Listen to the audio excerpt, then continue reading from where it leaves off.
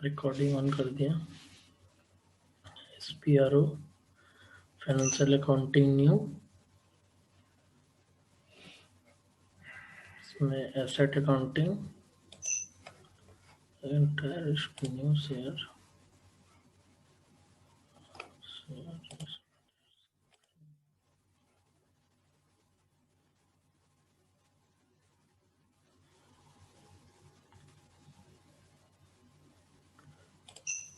Asset accounting में जाना है। Organisation structure, copy reference chart of depreciation. देखिए इसमें सेकंड ऑप्शन में जाना है, copy reference chart of depreciation and depreciation area. तो डिप्रिसिएशन एरिया जो बनाते हैं उसका यूज क्या है, ईच एंड एवरी एसेट जो कैलकुलेट होगा हमारा डेप्रिसिएशन ईयरली, इसी के रेफरेंस में होगा। ठीक है, तो यहाँ पे जाना है, यहाँ पे क्लिक करना है। इसका टी कोड है EC08। देखिए EC08, ठीक है।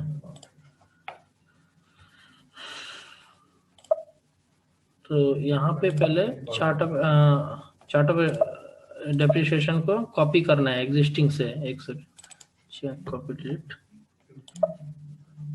कोई स्टैंडर्ड रहेगा उससे कॉपी कर लेना है ताकि सारे टेबल्स वगैरह कॉपी हो जाए। जैसे कि ये इंडिया का है, IND।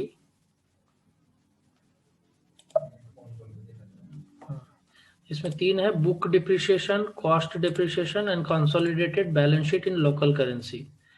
तो बुक डिप्रिसिएशन इसमें जो है मेन है, जो पर एसेट पे एप्लीकेबल होता है। और कंसोलिडेटेड बैलेंस शीट जो है वो 2-3 कंपनी कोड का एसेट, अगर सेम एसेट 2-3 कंपनी कोड में यूज हो रहा है तो उसको कंबाइंड रिपोर्ट निकालने के लिए ये डिप्रिसिएशन एरिया यूज करेंगे। तो जनरली ये 3 सब आपको हर कंपनी कोड में ये 3 ही कॉपी करके बनाना है, ठीक है।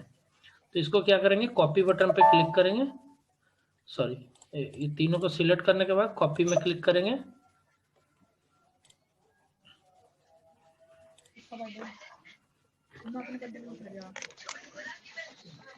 उसके बाद बुक डिप्रिसिएशन एरिया 4 म्यूट कर दीजिए प्लीज।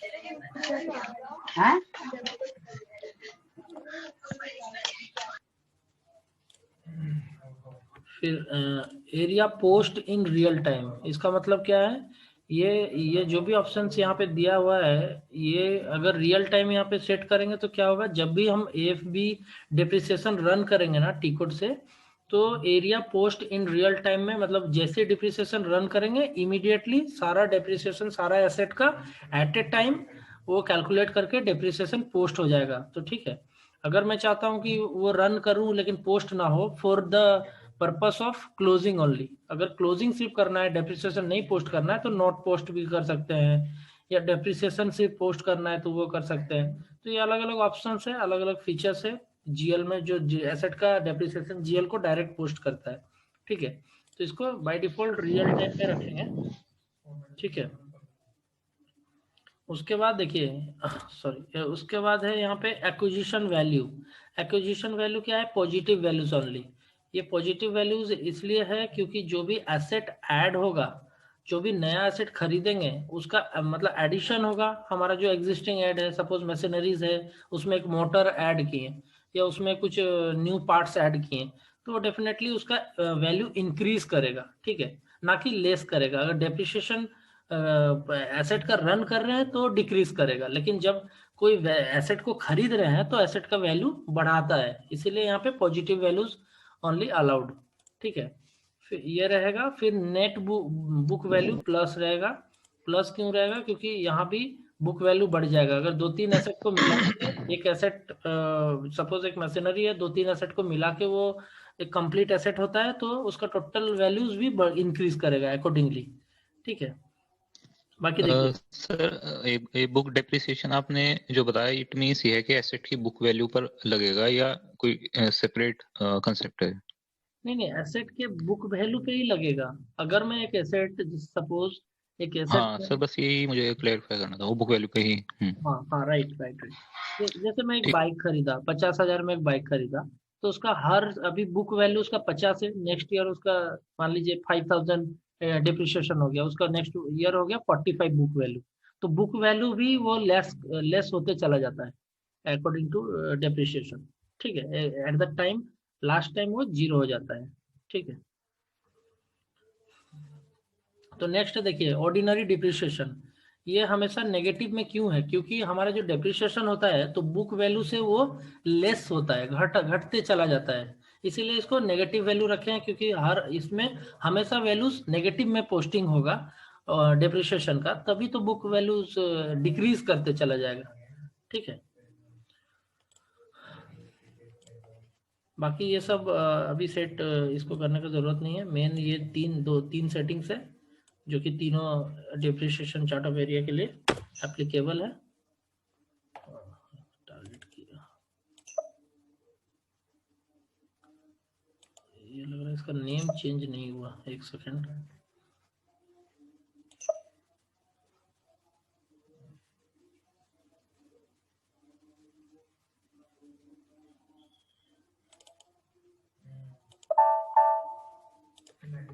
ऐसे क्या था, इससे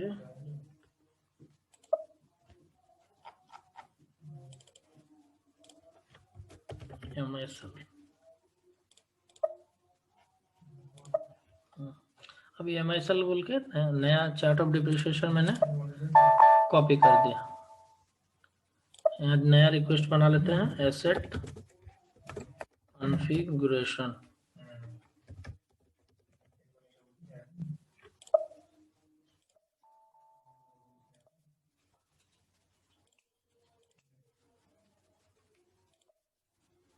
अभी एडिट करेंगे यहाँ पे MSL। देखिए ये तीनों अभी यहाँ पे हमने इंडिविजुअली आप सेट कर सकते हैं। रियल डिप्रिसिएशन जो जाएगा, बुक डिप्रिसिएशन इसमें जाएगा, यहाँ पे लिख देते हैं MSL। ये हमारा कंपनी कोड है MSL। नेक्स्ट है कॉस्ट डिप्रिसिएशन, सेव, और यह है consolidated balance sheet for local currencies. So cost depreciation means ये है कि जो ओरिजिनल कॉस्ट पे लगेगा एसेट की, राइट ना? एग्जैक्टली। ओके। अभी एक रन ये एसेट बनाऊंगा, वहां पे देखिएगा ये तीनों वहां पे रिफ्लेक्ट करेगा ना, तब आपको क्लियर हो जाएगा कैसे ये रन करते हैं, कैसे कैलकुलेट करते हैं डिप्रिसिएशन, किस वैल्यू को पकड़ेगा।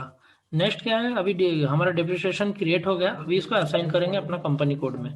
कंपनी कोड है हमारा MISL। MISL में चार्ट ऑफ डिप्रिसिएशन MISL मैंने क्रिएट किया था, एंटर एंड सेव। ठीक है, इसका नाम चेंज कर देते हैं, प्रॉब्लम हो रहा है नहीं तो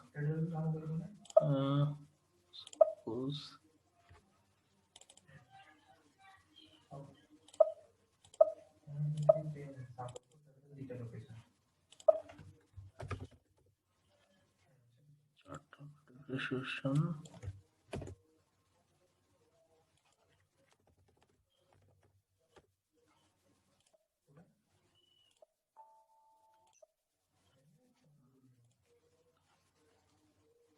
ये हो गया क्रिएट एंड असाइन,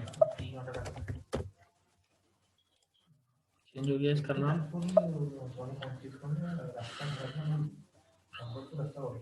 अभी नेक्स्ट क्या है, इसको स्पेसिफाई अकाउंट डिटर्मिनेशन। इसमें क्या है, एसेट को क्या करते हैं ना, क्लास वाइज डिवाइड करते हैं। क्लास वाइज डिवाइड करने का मकसद क्या है, देखिए एग्जांपल एक बताता हूँ।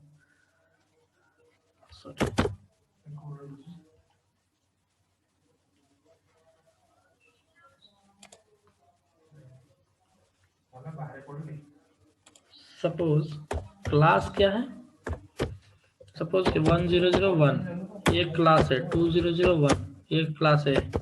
ये क्लास का कोड मैंने इस तरह से कर दिया। क्लास डिस्क्रिप्शन क्या रहेगा, क्लास डिस्क्रिप्शन रहेगा सपोज ये रहेगा लैंड। अब जितना भी लैंड का ट्रांजैक्शन है, जितना भी लैंड का प्रॉपर्टी है मेरा, सब इस क्लास के अंदर में मैं रिकॉर्ड करूंगा। जो भी एसेट बनाऊंगा इस क्लास को अगेंस्ट में बनाऊंगा। जितना भी बिल्डिंग है इसके अंदर बनाऊंगा, जितना भी मैशनरीज है इसमें बनाऊंगा। इस तरह से जितना एसेट मेरा कैटेगराइज करना है ना एसेट को, उतना क्लास मुझे यहाँ पे मेंशन करना है।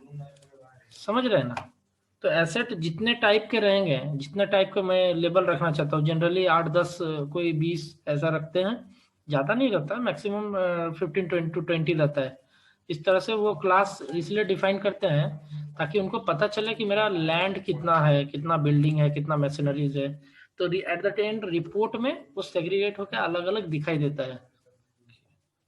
तो अभी जब एसेट बनाएंगे ना, ये क्लास का यूज करेंगे। इसको यूज करने से क्या है, क्लास में के अंदर में वो क्रिएट होगा, जो भी एसेट है उसके अंदर क्रिएट होगा। मैं जस्ट एक दिखाता हूँ एग्जांपल यहाँ पे। Asset class, asset accounting, organisational structure, asset class. ठीक है, ये वाला एसेट क्लास है।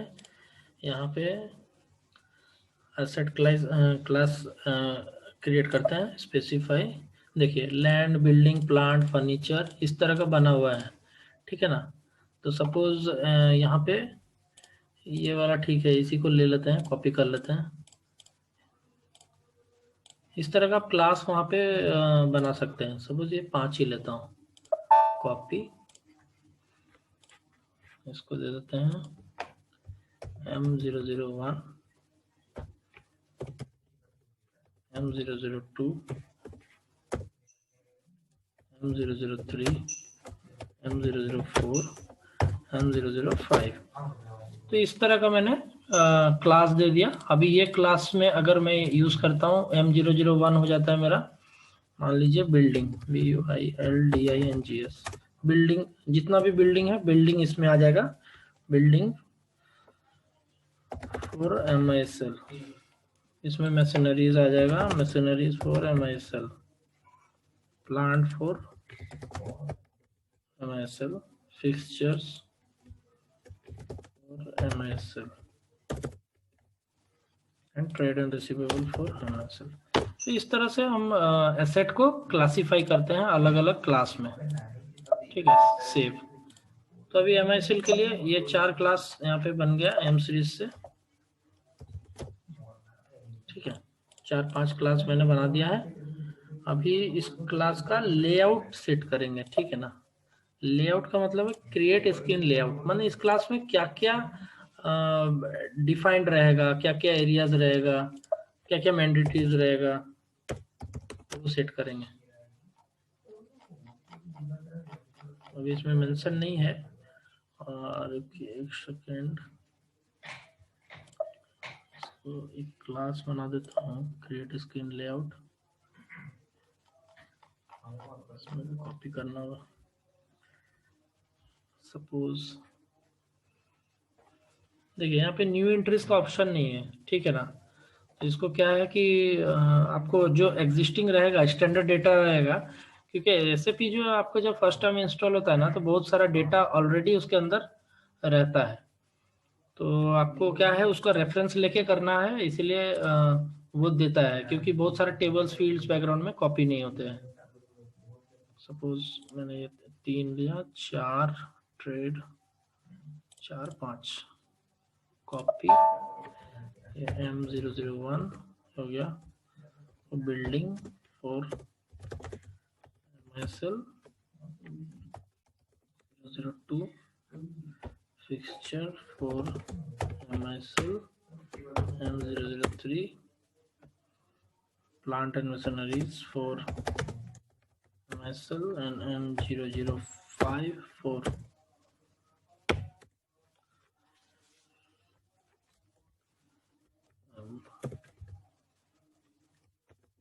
land for MISL। कुछ भी दे सकते हैं यहाँ पे, ये अपना इनपुट है। ट्रेड रिसीवेबल्स MISL, अभी सेव करेंगे। ठीक है, अभी ये स्क्रीन लेआउट हो गया क्रिएट। अभी ये स्क्रीन लेआउट को क्या करेंगे, अभी नंबर रेंजेस असाइन करेंगे। ठीक है, डिफाइन नंबर रेंजेस, हमारा कंपनी कोड है। जो भी एसेट बनेगा ना, तो वो किस नंबर, क्या नंबर जनरेट करेगा, तो उसी क्लास के अकॉर्डिंगली नंबर जनरेट करेगा। सपोज 0 से 1 यहाँ इंटरवल दे देते हैं M00 1 से M0 10, इसमें 10 एसेट या फिर 99। ये क्या हो गया इंटर न्यूमेरिक, सॉरी ये न्यूमेरिक ही लेगा। 100 से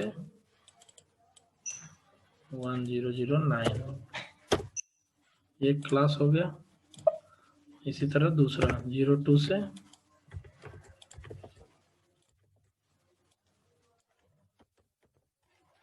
दो ही अभी करके दिखा देता हूँ। इसी तरह सबके लिए आपको अलग अलग नंबर रेंज, जितना क्लास रहेगा ना उस सब क्लास के लिए अलग अलग मेंटेन करना पड़ेगा।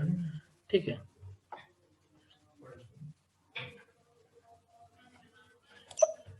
बैक अभी दो हमने बना लिया यहाँ पे डिफाइन क्लास। यहाँ पे क्या था हमारा MISL, ये था क्या, ये तो नहीं था।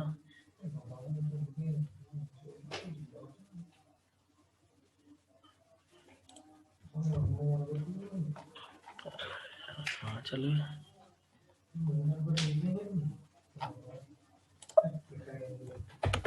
क्लास कहाँ चल गया,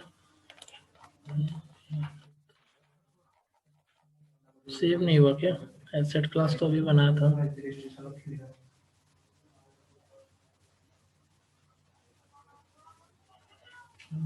कोई बात नहीं, फिर से बना देते हैं।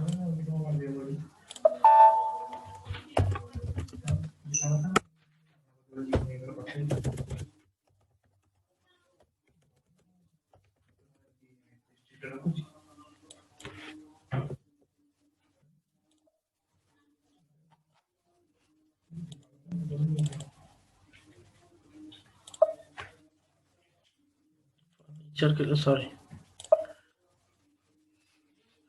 फर्नीचर के लिए हमने बनाया था ना M00 फिक्सचर के लिए M004। ये अकाउंट डिटर्मिनेशन में एसेट क्लास टाइप मैंने डाल दिया और नंबर रेंजेस बनाया था 01, suppose 01 special target entry M00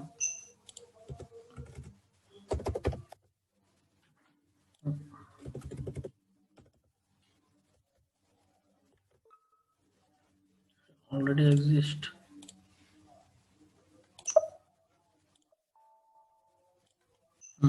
ये बन गया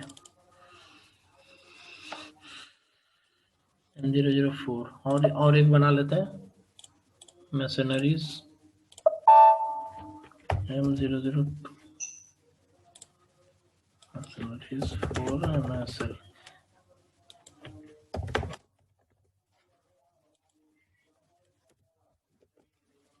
यहाँ पे मैसनरीज M002।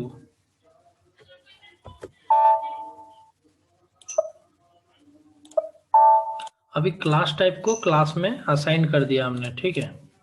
अभी इसमें क्या करना है, डेप्रिसिएशन को असाइन करना है, जो डेप्रिसिएशन नया हमने बनाया था।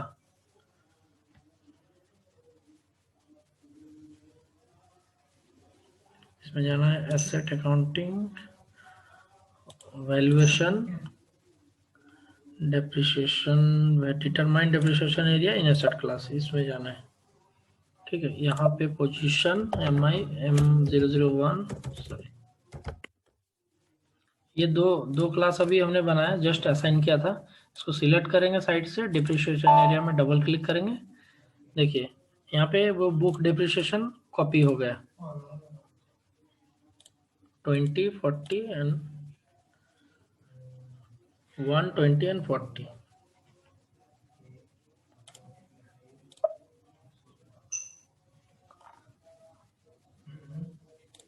ये लेआउट देने की जरूरत नहीं, एंटर।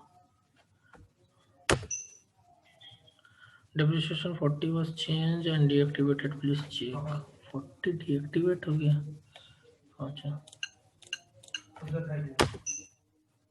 सर ये इसमें बुक डेप्रिसिएशन के नीचे cost ACC and group USD क्या है?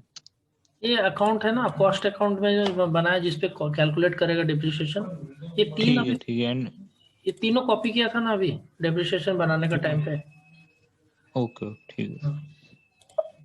एक है कंसोलिडेटेड, ग्रुप यूएसडी जो है ये कंसोलिडेटेड है, कंसोलिडेटेड जीएल के ऊपर कैलकुलेट करेगा।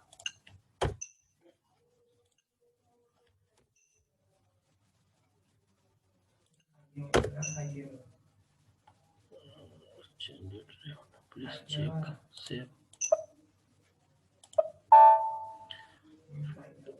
40 लग रहा है डीएक्टिवेटेड है, ठीक है देख लेता है।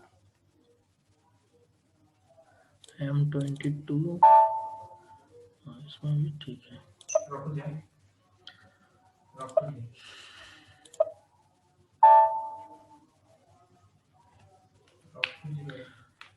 तो डेप्रिसिएशन एरिया क्लास के साथ असाइन कर दिया यहाँ पे, ठीक है।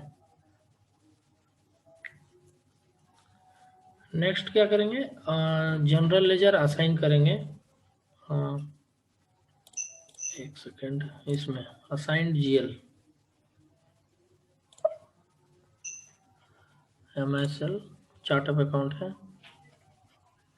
देखिए ये तीनों जो बोल रहे थे ना यही है, देखिए तो तीन जो था 01 था बुक डेप्रिसिएशन बैलेंस शीट में जाएगा, और सेकंड वाला डेप्रिसिएशन में जाएगा। कॉस्ट जो आप बोल रहे थे कॉस्ट ऑफ अकाउंट वो डायरेक्ट बुक पे जाएगा, और स्पेशल रिजर्व मतलब ये कंसोलिडेटेड बैलेंस शीट में जाएगा, ठीक है। चूजन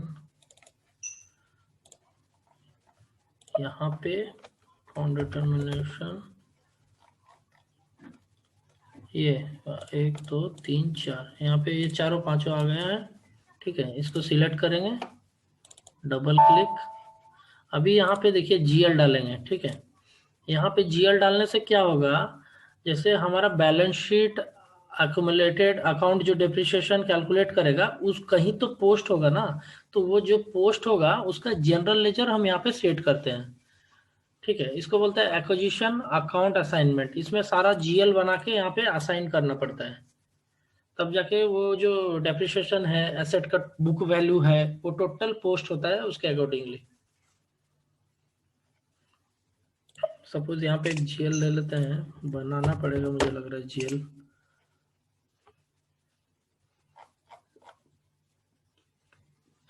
एसेट का जीएल क्रिएटेड नहीं है कोई भी,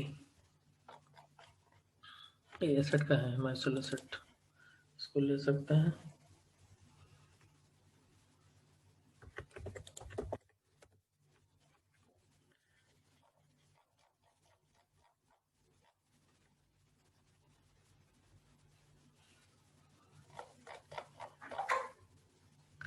देखिए जब भी एसेट कैपिटलाइज होगा ना तो इस जीएल अकाउंट में जाके पोस्ट होगा, उसका बुक वैल्यू जो होगा इसमें पोस्ट होगा इस जीएल में, इसीलिए ये जीएल को यहाँ पे हमने डाला है, ठीक है। अभी देखिए ये हो गया, अभी डेप्रिसिएशन का देखते हैं। डेप्रिसिएशन होगा तो ये देखिए ऑर्डिनरी डेप्रिसिएशन किस में जाके पोस्ट होगा, तो मुझे डेप्रिसिएशन का जीएल जो रहेगा जनरल लेजर वो यहाँ पे डालना है।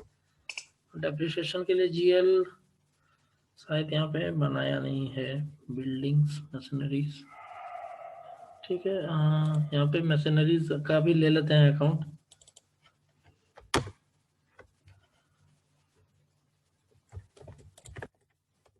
अभी जो भी डिप्रिसिएशन है इसी अकाउंट में पोस्ट होगा, इसको सेव करते हैं।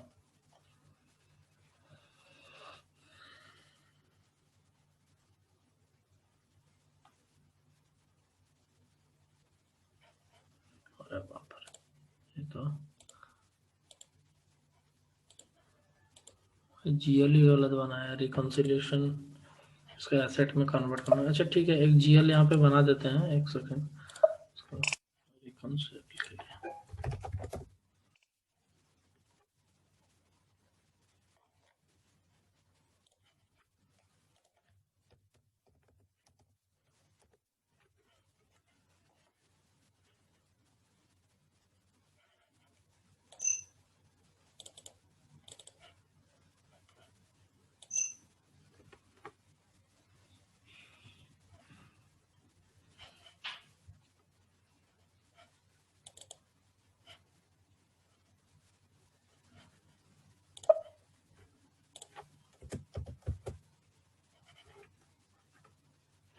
एक GSW है।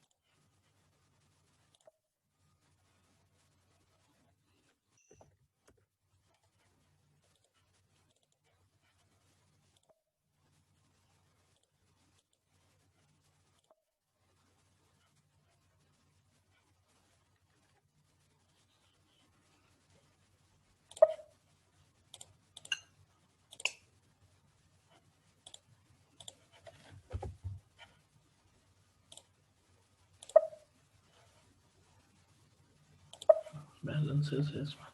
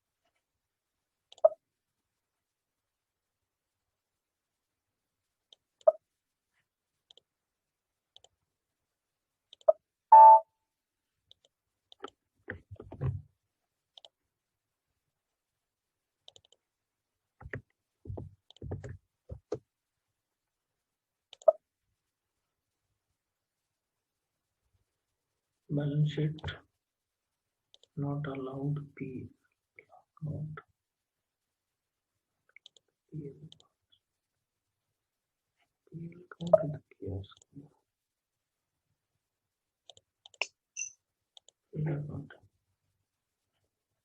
एक्चुअली इसको बैक करके करना पड़ेगा शायद।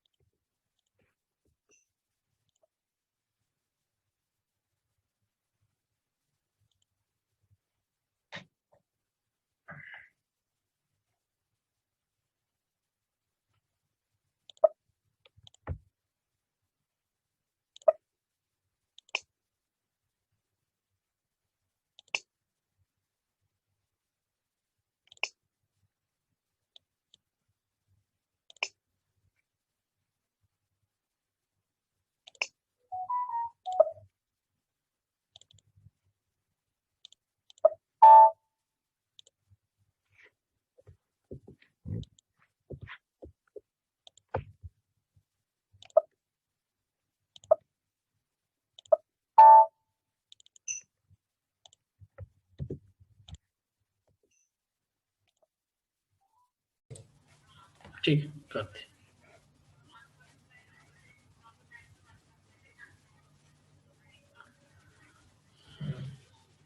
अभी देखिए जैसे कि जीएल मैंने मैप कर दिया है आपका डेप्रिसिएशन में, और जो बुक ऑफ अकाउंट जो होगा टोटल वैल्यूज जो होगा एसेट का वो दोनों जीएल असाइन कर दिए हैं। ठीक है, अभी क्या करेंगे, एसेट एक क्रिएट करके देखेंगे इसी क्लास के अंदर में। ठीक है,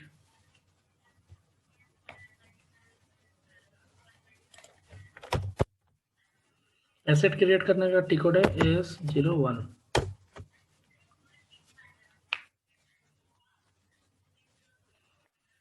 अभी देखिए जब एसेट क्रिएट करेंगे ना, सबसे पहले आपको एसेट क्लास देना पड़ेगा।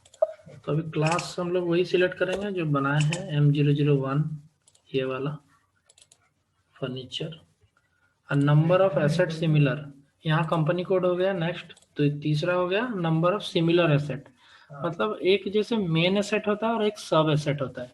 तो ये नंबर ऑफ सिमिलर एसेट का मतलब है कि ये एसेट कितना क्वांटिटी में आया है। सपोज 5 एसेट आया है, उसको मैं एक ही एसेट के नाम से, जैसे मशीनरीज है उसके अंदर 5 मोटर लगा है, तो 5 मोटर को भी एसेट ही हुआ। तो उस मशीनरी के एसेट के अंदर में 5 अगर यहाँ पे लिखते हैं तो 5 मोटर भी असाइन कर सकते हैं अलग अलग। ठीक है, तो यहाँ पे अभी हम 0 रखते हैं, एक सिंगल इंटरनेवरेबल, अच्छा हाँ 1 रखते हैं क्योंकि एक ही मशीनरी से 1 रखते हैं। तो अभी देखिए जैसे हम एसेट जब क्रिएट करते हैं ना, तो यहाँ पे सपोज डिस्क्रिप्शन देना पड़ता है फर्स्ट। जैसे कि हम एसेट का नाम देते हैं, लैपटॉप भी तो एक एसेट है, लैपटॉप ही देते हैं, लैपटॉप डेल। यहाँ पे क्वांटिटी कितना क्वांटिटी है, सपोज 1 एक क्वांटिटी है। ठीक है, यहाँ पे कैपिटलाइजेशन डेट, कब कैपिटलाइज हुआ है, मतलब ये एसेट कब खरीदा गया, कब से इसका प्रोक्योरमेंट हो रहा है, 1/4/2020। सपोज इस दिन ये हुआ है। अगर एसेट रिटायर्ड हो गया या फिर एसेट स्क्रैप हो गया तो किस दिन बंद हुआ, यहाँ पे डेट डाल देंगे, डाल के सेव कर देंगे, तो हमारे रिकॉर्ड में रहेगा कि एसेट का मतलब कब उसका एसेट को स्क्रैप कर दिया गया है। ठीक है सर, डीएक्टिवेशन मीन्स ये होगा ना, जो अगर कोई प्लांट उसको डिसमेंटल किया है ना, वही होगा ना डीएक्टिवेशन। हाँ वही हो गया, जैसे मैं बोला ना स्क्रैप ओके। हो गया, मतलब वो अनयूज स्क्रैप हो गया भाई। हाँ अनयूज हो गया। तो उस दिन का डेट यहाँ पे डाल देंगे कि इस तारीख से अब ये एसेट नहीं चल रहा है, तो वो डीएक्टिवेट हो गया। प्लांट रिटायर्ड ऑन, मतलब किस दिन ये एसेट रिटायर्ड हो जाएगा, मतलब अनयूज्ड हो जाएगा, वो भी डेट डाल सकते हैं। कुछ ऑर्डर नंबर है, पीओ नंबर है, तो यहाँ पे डाल सकते हैं किस पीओ से हमने ये एसेट मंगाया। ठीक है, ये बहुत सारा यहाँ पे चीज है। अभी देखिए enter the unit of measure, अच्छा यहाँ पे क्वांटिटी 1 देना होगा और यहाँ पे यूनिट ऑफ मेजर, लेकिन ये डीएक्टिवेट क्यों है? यहाँ पे ईच सेट ऐसा कुछ देना होगा, यूनिट ऑफ मेजर, ठीक है। बिजनेस एरिया, यहाँ पे बिजनेस एरिया मैंडेटरी फील्ड किया है, बिजनेस एरिया डाल देंगे सपोज 001, किस लोकेशन में ये परचेज हो रहा है। कॉस्ट सेंटर, कॉस्ट सेंटर क्या है, किसके खर्चे में किस अकाउंट से ये एसेट मंगाया गया है, किस डिपार्टमेंट से मंगाया गया है, तो उसका कॉस्ट सेंटर यहाँ पे लिंक कर देंगे। सपोज आईटी ने मंगाया है तो आईटी यहाँ पे डाल देंगे, ठीक है ना। प्लांट, किस प्लांट के लिए खरीदा गया है, MISL के लिए खरीदा गया है। उसके अंदर में ये सब लोकेशन, रूम, प्रॉफिट सेंटर, ये सब आप दे सकते हैं ताकि पता चले ये किस लोकेशन में ये एसेट असेंबल्ड हुआ है, किस जगह के लिए मंगाया है। सपोज लोकेशन प्लांट में किस लोकेशन में लगा हुआ है, MISL स्टोरेज लोकेशन है, इस तरह से स्टॉक यार्ड में लगा है या पिलेट प्लांट में लगा है, स्टील प्लांट में लगा है, कहाँ लगा है उसका लोकेशन क्रिएट करके यहाँ डाल सकते हैं। रूम नंबर भी डाल सकते हैं, सपोज 1 नंबर रूम में लगा है, 2 नंबर रूम में लगा है, तो अपना अपना हिसाब से इसको मैप कर सकते हैं। कॉस्ट सेंटर इज नॉट, अच्छा ये कॉस्ट सेंटर बना है, उसका डेट है मतलब 17/2, ये कॉस्ट सेंटर यहाँ पे नहीं लेगा, बैक डेटेड का कोई कॉस्ट सेंटर यहाँ पे डालना पड़ेगा, पुराना कोई कॉस्ट सेंटर रहेगा ना उसका डालना पड़ेगा। सपोज ये सब भी तो लग रहा बात का ही होगा, ये कॉस्ट सेंटर नहीं लेगा यहाँ पे।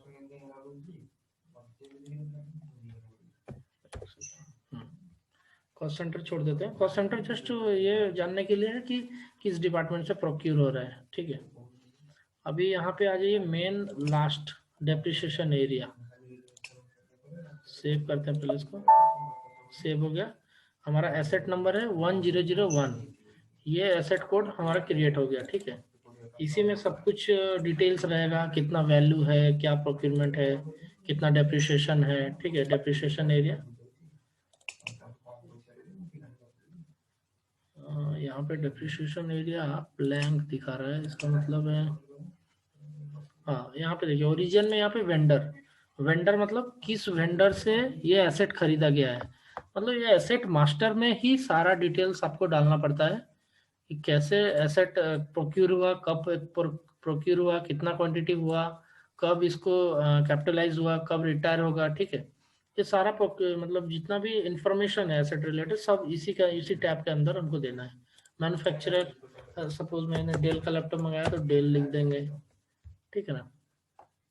ट्रेडिंग पार्टनर, कंट्री ओरिजिन, मैंने किस कंट्री से मंगाया, अगर आउट ऑफ इंडिया से मंगाया तो यहाँ कंट्री ओरिजिन भी दे सकते हैं। टाइप और नेम, किस कंट्री से मंगाया उसका नाम भी यहाँ पे लिख सकते हैं।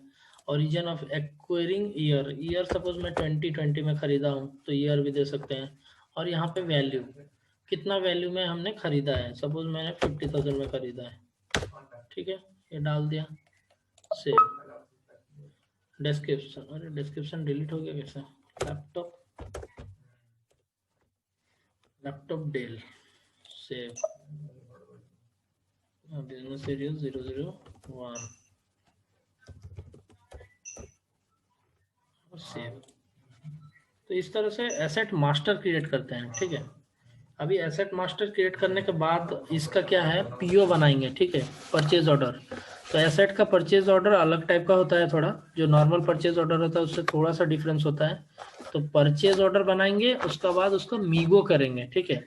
मीगो करने का टाइम पे ये एसेट एक्विजिशन मतलब हो जाएगा मीगो के टाइम पे ऑटोमेटिक।